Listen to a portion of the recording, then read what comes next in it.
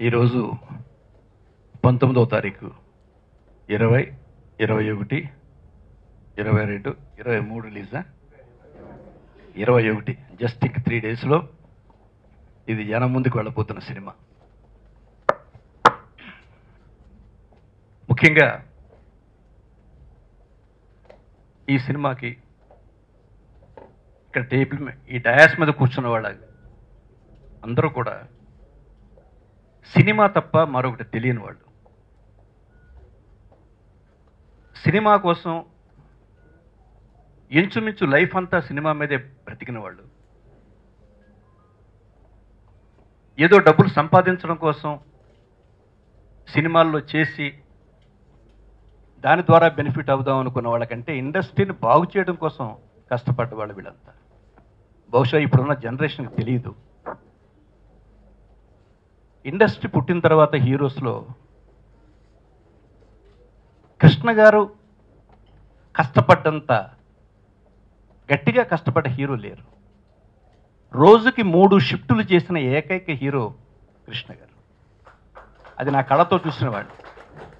నాకు 3 షూటింగ్లు జరుగుతుంటే ఆయనకి 3 షూటింగ్లు జరుగుతాయి. మార్నింగ్ 7 to 1 ఒక కాల్ షీటు, 2 to 9 ఒక కాల్ షీటు, 10 to 2 ఒక కాల్ షీటు. అట్లా కంటిన్యూస్గా మోర్ దెన్ 10 years వర్క్ చేశాడు ఆయన. ఎంతమంది కొత్త డైరెక్టర్లకు అవకాశం ఇచ్చాడు.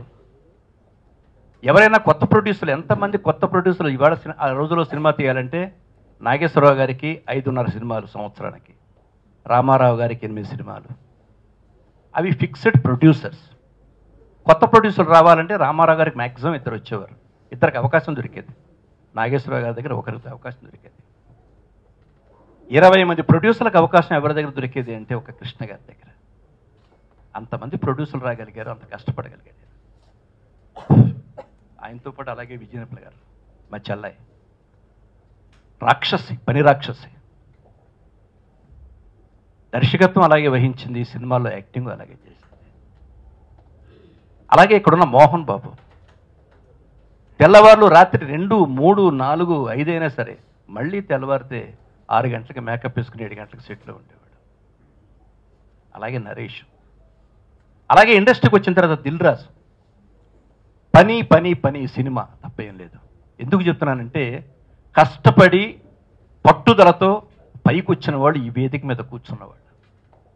అంటే మిగతా వాళ్ళు కాదని కాదు, ఒకే వేదిక మీద ఇంతమంది ఉండడం అనేది వెరీ రేర్.